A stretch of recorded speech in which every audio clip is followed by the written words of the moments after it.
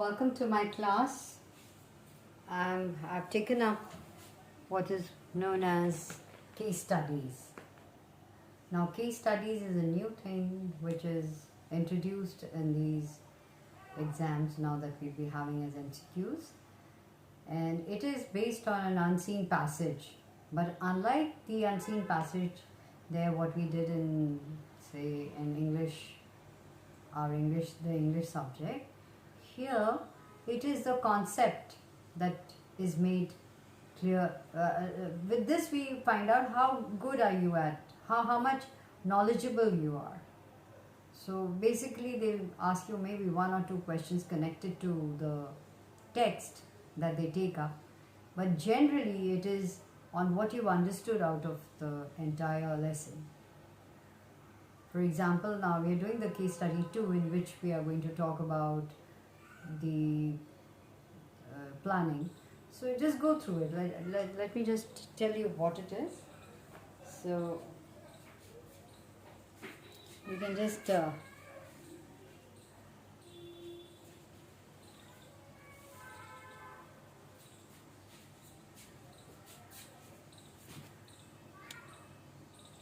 as I read, just go through this. So basically, you see that we have the case studies given in the last part. So this is an unseen passage. It can be taken from anywhere. The source can be a newspaper or anything of that sort. So just let me just read out to you that the performance of Indian economy during the period of first 7 5-year plans, that is 1950 to 1990, was satisfactory if not very impressive. So right from 1950 से लेके 1990 तक 7 5-year plans जो थे, they were pretty good, not bad. उनका performance ठीक ही था. On the eve of independence, India was an industrially backward country, but during this period of first 7 plans, our industries became far more diversified, with a stress being laid on the public investments in the industrial sector. तो देखा गया कि independence के time हमारी जो backward थी country, specially with respect to industries, तो ये जो पीरियड था ना 1950 टू 1990, ये जो फर्स्ट 7 प्लान्स थे, तो हमारी इंडस्ट्रीज़ काफ़ी अलग अलग, काफ़ी डाइवर्सिफिकेशन था, काफ़ी जगह फैली हैं अलग अलग एरियाज़ में पनपी. और इसमें जो basically what they were trying to do was कि पब्लिक इन्वेस्टमेंट जो था वो ज़्यादा था इसमें इंडस्ट्रियल सेक्टर में, प्राइवेट का इतना ज़्यादा नहीं था. The policy of import substitution led to protection of the domestic industries against the foreign producers, but we fail to promote a strong export surplus. बोले ये जो इम्पोर्ट सब्सटीट्यूशन हम जो हमारा एक बहुत ज़्यादा एक मुद्दा था, इम्पॉर्टेंट जो एक हमारा ऑब्जेक्टिव था, इम्पोर्ट सब्सटीट्यूशन का मतलब होता है कि वो इंडस्ट्रीज़, वो जो चीज़ें हम इम्पोर्ट करते हैं उन्हीं को हम घर में बनाएं अपने डोमेस्टिक टेरिटरी में. सो ये जो पॉलिसी ऑफ इम्पोर्ट सब्सटीट्यूशन था ना, ये क्या कैसे होगा इम्पोर्ट सब्सटीट्यूशन, कि आप प्रोटेक्ट कर रहे हो अपने डोमेस्टिक इंडस्ट्रीज़ को against foreign competition, foreign producer से आप प्रोटेक्ट करते हो.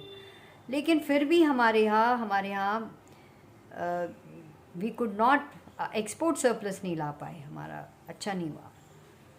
Although public sector expanded to a large extent, but it could not bring desired level of improvement in the secondary sector. Public sector expand तो किया, लेकिन बहुत ज़्यादा इम्प्रूवमेंट नहीं हुआ हमारा जो इंडस्ट्रियल सेक्टर में या सेकेंडरी सेक्टर में. Why? Because excessive government regulations prevented the natural trajectory of growth of entrepreneurship, as there was no competition, no innovation and no modernization on the front of the industrial sector. Problem ये हो गया, इतनी ज़्यादा government regulations थी जो कि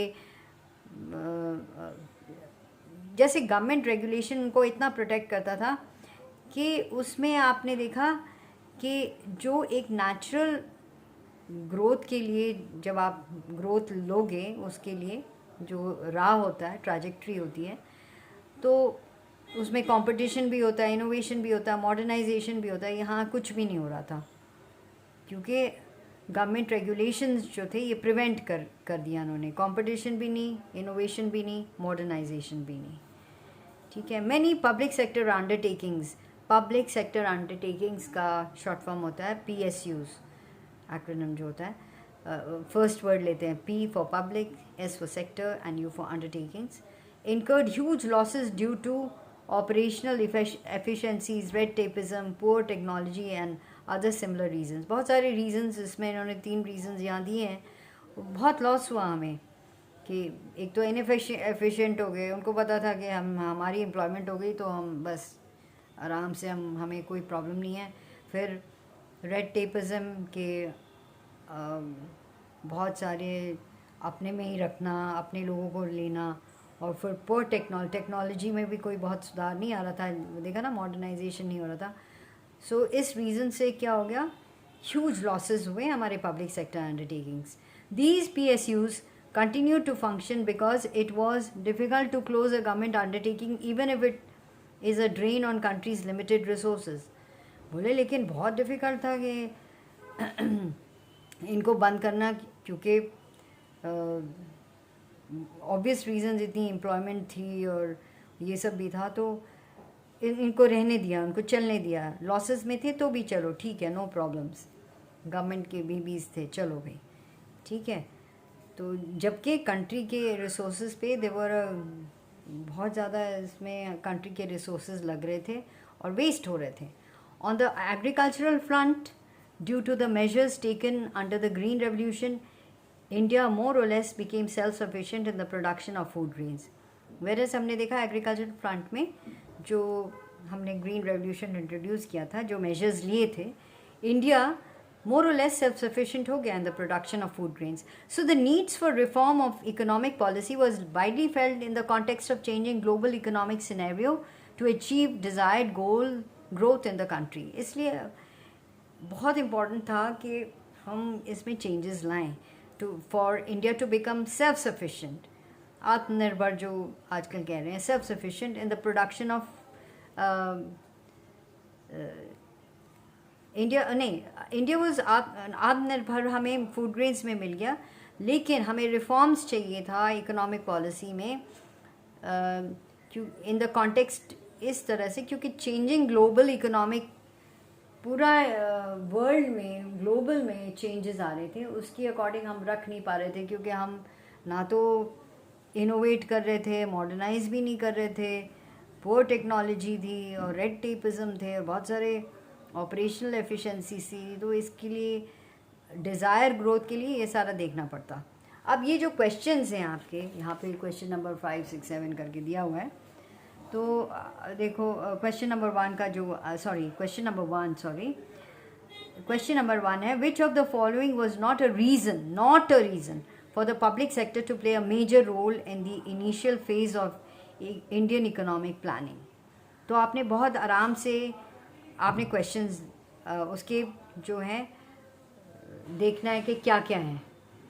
सो the options are given as, जैसे A, private entrepreneurs lacked sufficient capital for investment। ठीक है। तो सेकंड है government aimed at social welfare. Third C है, the market was big enough to encourage private industrialist for investment. The government wanted to protect the indigenous producers from the foreign competition. तो आप पहला वाला लोगे कि आपने पहले तो पढ़ना है कि not a reason for public sector to play a major role in the initial phase of Indian economic planning. कौन सा रीज़न नहीं था, बाकी सारे रीजन। तो पहला वाला रीज़न तो है कि प्राइवेट जो एंटरप्रेनर्स थे उनके पास कैपिटल नहीं था, ये तो सही है, ये ठीक है। तो ये रीज़न था कि पब्लिक सेक्टर आए। Second, government aimed at social welfare, ये रीज़न था कि पब्लिक सेक्टर आए। हमें देखना है कि क्यों ना, what was not a reason for public sector।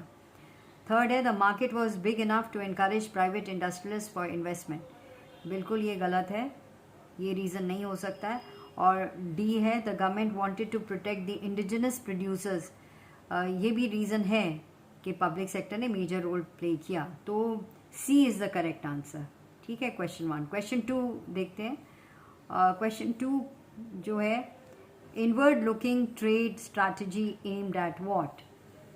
Inward looking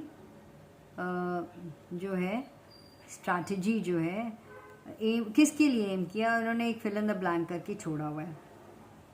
ठीक है, तो इसमें आपने कोई भी वैलिड रीज़न जो आपके दिमाग में आता है वो आप दे सकते हो. जैसे एक तो ऊपर से ही देख लो, जैसे protecting domestic industries from foreign competition, या ठीक है ये आ सकता है. ठीक है, या फिर जो भी आपके दिमाग में कुछ भी आए, जैसे substituting imports with domestic production, जिस तरह से भी आप लिखना चाहो वो आप फिलअप कर सकते हो. ठीक है, क्वेश्चन नंबर 3 देखते हैं. क्वेश्चन नंबर 3 है, read the following statements. Assertion and reason जो है, एजर्शन है कि many public sector undertakings incurred huge losses due to operational efficiencies. ये एक एजर्ट किया हुआ है, एक एजर्शन है. रीज़न दिया हुआ है कि red tapism was one of the reasons for continuation of such enterprises. तो ये हो गया आपका थर्ड क्वेश्चन. ये आपने देखना है कि क्या है. तो आप बोल सकते हो कि एजर्शन और रीजनिंग में कि हाँ बिल्कुल सही लग रहा है. दोनों देखा जाए तो both assertion and reason are true. This is question number 4. Sorry, मैंने 3 छोड़ दिया. सो ए सही है. क्वेश्चन 3 देखना. नेक्स्ट क्वेश्चन जो है वो है आपका ट्रू एंड फॉल्स. तो उसमें आपका आंसर है ट्रू. ठीक है, so with this just go through it. Please read it once again and in your notebook please write down these questions. First try and understand. तो आपने ये भी देखा होगा कि बहुत ज़्यादा कुछ वहाँ से लिया ही नहीं हुआ है, but more or less you can understand कि ये lesson से है and you should be able to think about the answers.